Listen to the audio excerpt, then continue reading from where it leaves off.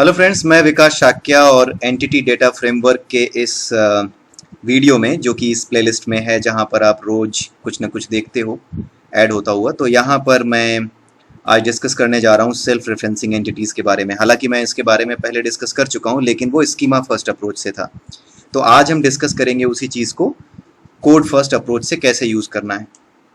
तो आज हम कोड फर्स्ट अप्रोच का यूज़ करेंगे उस चीज़ को सही करने के लिए नहीं, बेसिकली उस चीज़ को डेमोन्स्ट्रेट करने के लिए कि कैसे कोड फर्स्ट अप्रोच का यूज़ करके हम एक एंटिटी क्रिएट कर सकते हैं जो कि सेल्फ रेफरेंसिंग हो। पिछली बार हमने देखा था कि हमारे पास एक वर्कर टेबल थी, उस वर्कर टेबल में एक सुपरवाइज़र था हर एक वर्कर का, ठीक है। कोई वर्कर ऐसा भी था जो सुपर बॉस था, ठीक है। तो इस तरीके से हमने एक सेल्फ रेफरेंसिंग एंटिटी क्रिएट की थी। तो आज हम देखेंगे कि जो हमारा कोड फर्स्ट अप्रोच है उसके थ्रू हम कैसे क्रिएट कर सकते हैं, हम एक क्लास बना सकते हैं, कैसे उसमें क्या चेंजेस करने होंगे सो दैट वो हमारे लिए सेल्फ रेफरेंसिंग एंटिटी का काम करे। तो आइए सबसे पहले एक प्रोजेक्ट यहाँ पर बनाते हैं, यहाँ पर आते हैं, नेक्स्ट करते हैं। नेक्स्ट करने के बाद यहाँ पर सेल्फ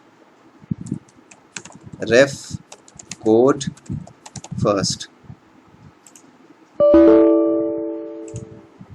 यहाँ पर शायद ये पहले से है, ये क्या कह रहा है, ऑलरेडी एग्जिस्ट, ठीक है। तो इसको जरा मैं गैप कर देता हूँ, ऑलरेडी एग्जिस्ट कर रहा है तो इस नाम से कभी मैंने बनाया होगा तो ये पहले से ही होगा। और अभी एक एरर आपने देखी होगी, लगे हाँ, तो इसके बारे में बता देता हूँ। ये थोड़ा सा जो है परेशान करती है, इस तरह की एरर आपके सामने आती है रोजेल एन, तो इसका मतलब होता है कि आपका कोई जो CSC कंपाइलर है वो अभी भी एग्जीक्यूट हो रहा है। तो यहाँ पर आप आइए टास्क मैनेजर में, और यहाँ प्रोसेसेस में VBCSC कंपाइलर अगर कहीं दिखाई दे रहा हो, VBCSC कंपाइलर ये दिख रहा है, इसको आप एंड कर दीजिए, ठीक है। और दूसरा भी खोज लीजिए, अगर कहीं चल रहा हो तो 2-3 बार देख लीजिए, नहीं चल रहा है कोई, तो इसका मतलब अब आप फाइन हो और आप इसको उठाओ और इसे उठा करके डिलीट कर दो। अब ये डिलीट हो जाएगा, ठीक है। अब यहाँ पर मुझे कोई प्रॉब्लम नहीं आनी चाहिए, it should be able to create. और यहाँ पर एम्प्टी आप ले लीजिए, कोई भी इसमें फाइल नहीं चाहिए मुझे, सिंपल एक एम्प्टी प्रोजेक्ट चाहिए ASP.NET का।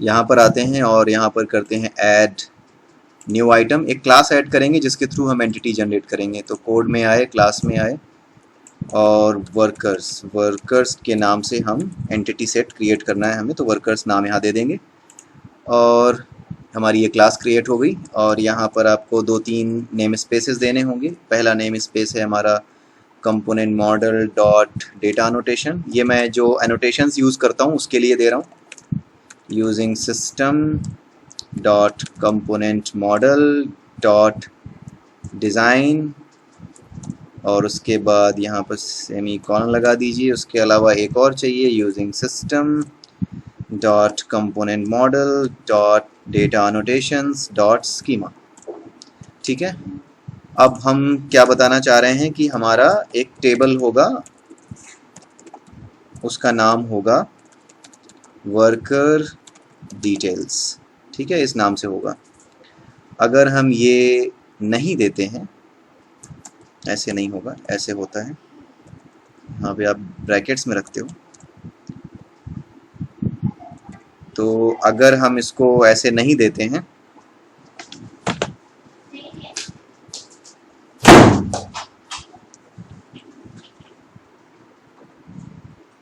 सॉरी कुछ डिस्टरबेंस थी, आवाज़ें आने लगी थी, तो मैं 3 बार ये वीडियो बना करके फेल हो चुका था, चौथी बार बदकिस्मती से आवाज़ें आने को तैयार हो रही थी।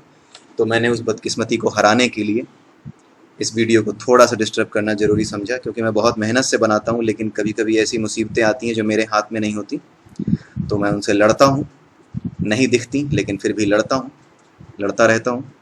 तो ये आज मैं करीब तीसरे घंटे में जा रहा हूँ, आज तक मुझे कभी इतनी देर नहीं हुई एक वीडियो बनाने में, लेकिन कभी कुछ होता था, पिछली बार रिकॉर्डिंग नहीं हुई, खैर वो सब बसर तो चलती रहती है। आइए आगे देखते हैं। यहाँ पर आते हैं public int WRKR ID get और सेट, ये हमारी प्राइमरी की होगी, इसलिए हमें यहाँ पर की एट्रीब्यूट देना होगा, की, और उसके बाद हमें देना होगा पब्लिक स्ट्रिंग WRKR नेम, यहाँ पे देंगे हम गेट सेट। ठीक है, की का मतलब ये प्राइमरी की बना रहा हूँ। अगर मैं ये टेबल एट्रीब्यूट ना देता, एनोटेशन ना देता, तो वर्कर्स नाम से ही टेबल बनती, लेकिन हमें बनाना इस नाम से वर्कर डिटेल्स। उसके बाद आते हैं हम एक फॉरेन की बनाएंगे जो कि नल वैल्यू एक्सेप्ट कर सकती है, तो सुपर आईडी इसका नाम दे दिया, गेट सेट कर दिया। और ये सेल्फ रेफरेंसिंग एंटिटी है, तो हमने क्या किया, पब्लिक वर्कर्स। अभी मैं बना रहा हूँ तो मुझे डकार आ रही हैं, तो अगर आ जाती है तो आप उसको माइंड मत कीजिए, क्योंकि मैं बहुत देर से बना रहा हूँ और कुछ ना कुछ परेशानी आती रहती है। बहुत देर से बना रहा था तो अभी डकार आने लगी, अभी तक डकार नहीं आया, यही एक बाकी रह गया था। सो अगर डकार आती है, आवाज़ अजीब सी आती है, तो प्लीज़ डोंट माइंड। ठीक है, तो ये आपका worker ID, worker name, supervisor ID. यहाँ पर मैंने क्वेश्चन मार्क लगाया है सुपरवाइजर आईडी के साथ। इट मीन्स कि मैंने इसको एक फॉरेन की बनाया है और ये नलेबल हो सकती है। ठीक है, यहाँ पे कुछ और मैंने नहीं दिया है, तो क्वेश्चन मार्क सिर्फ लगाया, इट मीन्स ये फॉरेन की है और नलेबल हो सकती है। अब यहाँ पर देखिए, मैंने सेल्फ रेफरेंसिंग एंटिटी बनाई है, तो मुझे क्या करना होगा, अपने ही जो क्लास का नाम है उसी नाम का एक यहाँ पे वेरिएबल लेना पड़ा।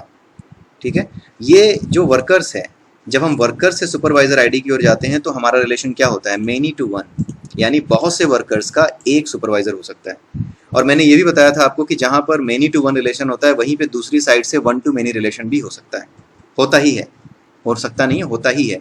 सो सुपरवाइजर आईडी की तरफ से वर्कर्स को वन टू मेनी रिलेशन होगा। यहाँ से वर्कर से सुपरवाइजर आईडी की ओर मेनी टू वन है, और सुपरवाइजर आईडी से वर्कर्स की तरफ वन टू मेनी है। ठीक है, तो ये आपको समझ में आ गया होगा यहाँ पर कि किस तरीके से ये मेंटेन हो रहा है। और ये आपको टेंशन लेने की ज़रूरत ही नहीं पड़ेगी, जो डेटाबेस इंजन है उसको ये चीज़ें पता लग गई, और जो एंटिटी फ्रेमवर्क है वो ऑलरेडी इन चीज़ों को समझ जाता है, अगर आप कोड ऐसे लिखते हैं तो, कि किस तरीके की टेबल या किस तरीके का स्कीमा उसको डेटाबेस में जनरेट करना है। ठीक है, अब आते हैं हम एंटिटी डेटा मॉडल पे, और यहाँ पे हम लिखते हैं वर्कर्स डीबी कॉन्टेक्स्ट, और एम्प्टी कोड मॉडल फर्स्ट यहाँ पर आते हैं और इसको फिनिश कर देते हैं, क्योंकि एम्प्टी फर्स्ट से क्रिएट कर रहे हैं। जैसे ही ये एंटिटी ऐड होगी, जैसे ही ये रेफर होगा यहाँ पर, वैसे ही ये कोड यहाँ पर आपके सामने आ जाएगा। जितना फालतू का कोड है वो सब उड़ा दीजिए, नो नीड ऑफ दिस, हम सिर्फ वो रखेंगे जो हमारा है।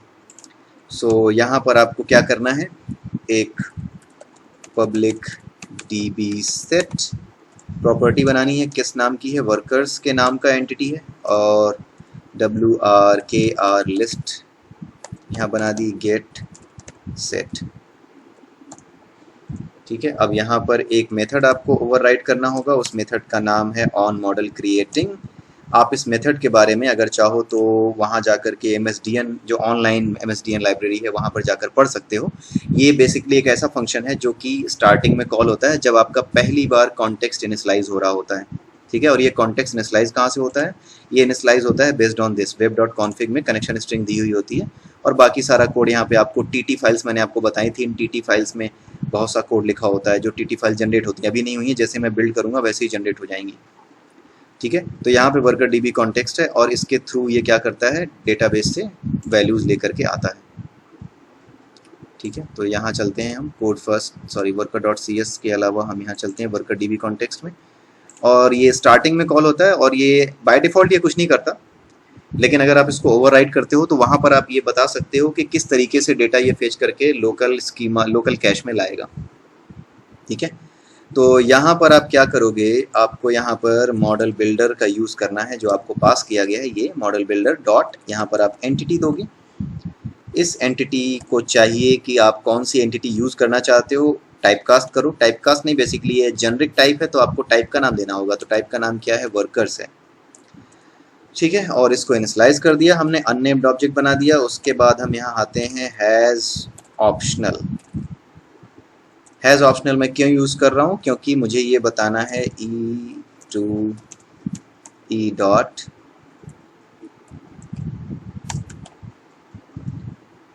वर्कर्स। यहाँ पे मैंने ये बताना है हैज़ ऑप्शनल का मतलब होता है ये कि जो कुछ भी मैं यहाँ देखना चाह रहा हूँ, ये ई किसको टाइप कास्ट हो जाएगा, वर्कर्स टाइप को टाइप कास्ट हो जाएगा। आप कोई भी नाम दो, ई डब्ल्यू डब्ल्यू कुछ भी नाम दे दो, आपकी मर्जी है, लेकिन वो ऑटोमेटिकली टाइप कास्ट किसको हो जाएगा, वर्कर्स को हो जाएगा। ठीक है, फ्रेमवर्क कितना स्मार्ट है कि वो अपने आप ही ये सारी चीज़ें मैनेज कर रहा है। तो ई का मतलब जिसको आपने टाइप कास्ट किया है वो यहाँ पर आ गया, और ई टू ई डॉट वर्कर्स आप ये बता रहे हो कि ये वर्कर्स की लिस्ट है पूरी, लेकिन इन वर्कर्स की लिस्ट में कुछ वैल्यूज नल हो सकती हैं। कौन सी वैल्यू नल होंगी, जो फॉरेन की से रिलेटेड होंगी, उसके लिए पूरा हमें देना पड़ेगा। अभी पूरा नहीं लिखा हुआ है, मैं सिर्फ हैज़ ऑप्शनल के थ्रू ये बता रहा हूँ कि ई डॉट वर्कर्स में कुछ वैल्यूज ऑप्शनल होंगी, वो नल हो सकती हैं। अगर आपने यहाँ पर हैज़ रिक्वायर्ड लिखा होता तो कोई जो वो जो वैल्यू है फॉरेन की में जो मेंशन करते, जो कॉलम मेंशन करते, वो कभी भी नल नहीं हो सकता था। आगे का काम हम क्या करेंगे, विथ मेनी।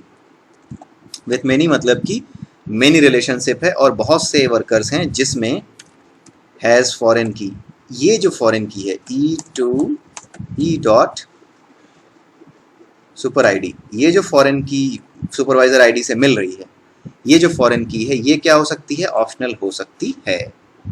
इन वर्कर्स की लिस्ट में हैज़ फॉरेन की ऑप्शनल हो सकती है, यानी फॉरेन की वैल्यू में नल हो सकता है। सो इसका ये मतलब है। बाकी डिटेल्स में अगर आप देखना चाहो कि ये फंक्शंस की और क्या डिटेलिंग है, कहाँ से ये किस जगह से आए हैं, और ज़्यादा पीएचडी करनी है तो आप जा सकते हो MSDN लाइब्रेरी में, ऑनलाइन देख सकते हो। ठीक है, तो ये हो गया।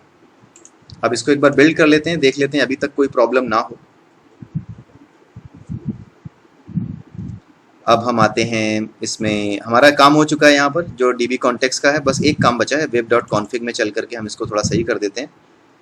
यहाँ पे जो सारी फालतू की चीज़ें हैं इसको आप हटा दीजिए, अपनी चीज़ें हम इसमें ऐड करेंगे। यहाँ पे सर्वर का नाम है करेंट सर्वर, और उसके बाद डेटाबेस का नाम है हमारा न्यू टेस्ट DB, इस नाम से मैं बनाऊंगा। उसके बाद है integrated security is equal to true. ठीक है, इतना ही चाहिए हमें, ये हो चुका। बाकी प्रोवाइडर नेम में मैंने आपको बताया था कि system dot data dot SQL client आपको देना होता है, वो ऑलरेडी यहाँ पे है। सो ये सारा कुछ प्रिपेयर्ड है, हम इसको रिबिल्ड करते हैं और हमारा काम हो गया। अब बाकी का काम बचा है वेब पेज ऐड करना, और उस वेब पेज पे हम ये डेटा डिस्प्ले करेंगे। हम यहाँ आते हैं, वेब फॉर्म, नाम चेंज नहीं करूँगा मैं। यहाँ आते हैं, थोड़ा लाइन ब्रेक ऐड करते हैं ताकि सुंदर लगे थोड़ा सा, 2 लाइन ब्रेक्स ऐड कर देते हैं, और उसके बाद हम यहाँ पे ग्रिड व्यू ऐड कर देते हैं, और यहाँ आते हैं डिज़ाइन में, एक बार और बिल्ड कर देते हैं, थोड़ा सा सुंदर कर देते हैं, इसे कलरफुल कर देते हैं। अप्लाई किया, ओके किया। अब वापस चलते हैं अपने कोड पे, और यहाँ पर हम क्या करेंगे, हम यहाँ पर एक employ DB context, worker DB context, जो हमारा worker DB context WC is equal to new worker DB context. ठीक है, अब हमारा जो ग्रिड व्यू है, ग्रिड व्यू 1 को हमें डेटा सोर्स देना है, तो data source is equal to, यहाँ पे आपका आएगा WC डॉट WRKR लिस्ट, और यहाँ पे हम देंगे सिलेक्ट। ठीक है, और सिलेक्ट के बाद ई, यहाँ पर भी EW देते हैं क्योंकि ई ऑलरेडी यहाँ डिफाइन है, EW देंगे। और यहाँ पर हम क्या बताएंगे, यहाँ पर भी वही काम करेंगे जो कल किया था, न्यू, और यहाँ पे नया ऑब्जेक्ट हम बनाने जा रहे हैं। ठीक है, सिलेक्ट करेंगे, किसको सिलेक्ट करेंगे, जो हमारा वर्कर नेम होगा, वर्कर केवल लिख देते हैं, इज इक्वल टू क्या होगा, EW डॉट वर्कर नेम। ठीक है, कॉमा सुपरवाइजर, यहाँ पे हमने दे दिया EW dot workers dot worker name. ठीक है, हम क्या कर रहे हैं, वर्कर में तो EW सिंपली हम वर्कर का नाम दिखा रहे हैं, सुपरवाइजर में हम क्या कर रहे हैं, जो हमारा वर्कर्स है, यानी ये जो हमारी सेल्फ रेफरेंसिंग एट्रीब्यूट था वर्कर डॉट CS के अंदर, ये वर्कर्स, इसके थ्रू हम जा रहे हैं कहाँ पे, वर्कर नेम पर जा रहे हैं। और किस बेसिस पे जा रहे हैं, कैसे निकाल रहे हैं, वो हमने मेंशन किया हुआ है यहाँ पे। ठीक है, जहाँ पे ये ई डॉट वर्कर की सुपरवाइजर आईडी से मैच करे। ठीक है, वर्कर आईडी और सुपरवाइजर आईडी के साथ वो डेटा अपने पास लाकर रखेगा। ठीक है, और सिंगल रो रखेगा। और यहाँ पर भी हमने उसको वही चीज़ बताई है कि सुपरवाइजर में आप जाओगे ew.workers के अंदर जाओगे और वर्कर नेम आप लाओगे, किस बेसिस पे, जो हमने वर्कर डीबी कॉन्टेक्स्ट में बता रखा है। ठीक है, इस तरीके से ये लाएगा। और साथ में ये वर्कर नेम हमारा नल भी हो सकता है, तो हम इसको यहाँ लिखेंगे, अगर ये नल है तो वो होगा सुपर बॉस। कुछ ऐसे भी वर्कर हो सकते हैं जिसका कोई मैनेजर ना हो। अगर ऐसा नहीं है, नल नहीं है, तो फिर सीधी सी बात है ew.workers.worker name, ये इसको ले लेगा। ठीक है, अब इसको हम करते हैं बिल्ड। बिल्ड करने से पहले यहाँ पे ग्रिड व्यू 1 को हम क्या करेंगे, डॉट डेटा बाइंड कर देंगे।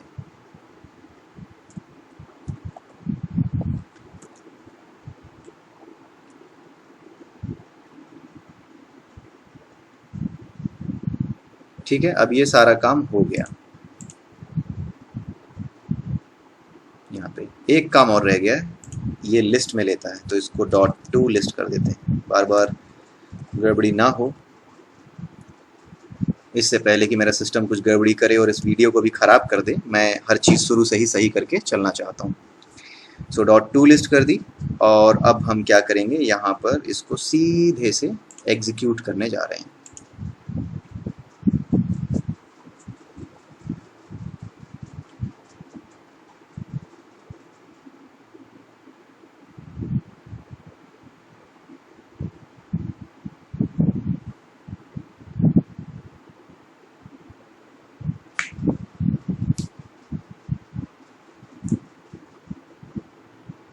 यहाँ पर कोई एक्सेप्शन नहीं आएगी, तो इसका मतलब कि टेबल क्रिएट हो गई होगी। डेटा यहाँ नहीं दिखेगा बिकॉज डेटा वहाँ पे स्टार्टिंग में होता ही नहीं, ये सिर्फ स्कीमा क्रिएट करेगा और हमने डेटा उसमें डाला भी नहीं है। तो अभी हम वहाँ जाएंगे, डेटा फिल करेंगे। ठीक है, यहाँ पे कोई बग नहीं आई, कोई एक्सेप्शन नहीं आई।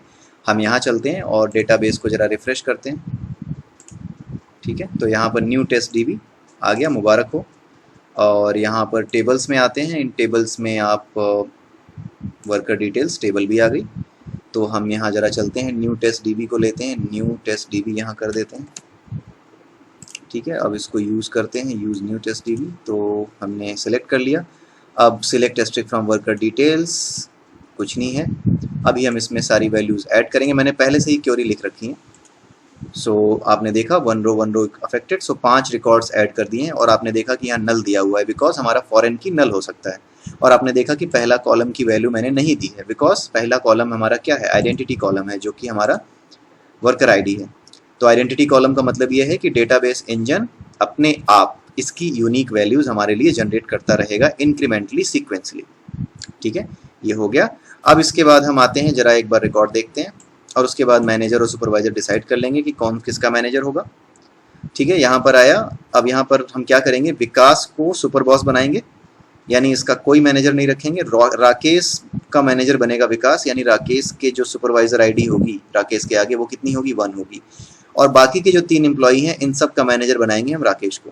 ठीक है, update worker details, set supervisor ID is equal to 1 where worker ID is equal to 2। यहाँ हम क्या करने जा रहे हैं कि जिसकी सुपरवाइजर आईडी 2 है उसके सुपरवाइजर को हम 1 सेट करने जा रहे हैं। जिसकी वर्कर आईडी 2 है उसके सुपरवाइजर आईडी हम 1 सेट कर रहे हैं, यानी राकेश का मैनेजर हम राकेश का जो सुपरवाइजर है वो हम विकास को बना रहे हैं। 1 रो अफेक्टेड, उसके बाद राकेश को बाकी सबका हमने सुपरवाइजर बना दिया। ठीक है, तो अब अगर हम वर्कर डिटेल्स में देखेंगे, आई होप कि आपको ये समझ में आ रहा होगा, कुछ इसमें ऐसा है नहीं। यहाँ पे राकेश का सुपरवाइजर है विकास और शंकर, विभू और टिम्पी, इन तीनों के सुपरवाइजर कौन है, राकेश। ठीक है, अब हमारा ये काम हो गया। अब हमें दोबारा चलाना है, इससे पहले कि कुछ गड़बड़ हो जाए। हम इसको रोक करके दोबारा इसे चला देते हैं ताकि वीडियो मेरी सक्सेसफुली आज बन जाए। ठीक है, यहाँ पे अब डेटा हमारे सामने डिस्प्ले होना चाहिए। देखो अभी कोई नोटिस आया, उसकी भी आवाज़ यहाँ ऐड हुई। ठीक है, तो यहाँ पर वर्कर और सुपरवाइजर ये दोनों यहाँ पर आ गए हैं। विकास का बॉस है, विकास खुद का बॉस है, सुपर बॉस है ये। राकेश का विकास है बॉस, और शंकर, टिम्पी और विभू का बॉस कौन है, राकेश। तो आज के लिए बस इतना ही। ठीक है, तो इसमें आप देख सकते हैं कोड फर्स्ट के थ्रू आप किस तरीके से क्रिएट कर सकते हो। और कल हम कुछ और नई चीज़ें डिस्कस करेंगे, या जब भी मैं वीडियो डालूंगा तो कुछ नई चीज़ें डालूंगा। तो आप मेरे इस वीडियो को लाइक कीजिए, सब्सक्राइब कीजिए और इसको शेयर कीजिए अपने फ्रेंड्स में। और मेरे चैनल पे देखिए और भी दूसरी प्लेलिस्ट हैं जहाँ पर मैंने एल्गोरिथम्स डिस्कस किए हैं और भी चीज़ें डिस्कस की हैं, सो वो भी आपके काम के हो सकते हैं। So please go through them. और आज के लिए इतना ही, और मुझे आज्ञा दीजिए आज के लिए। So let's go, have a nice day and bye bye.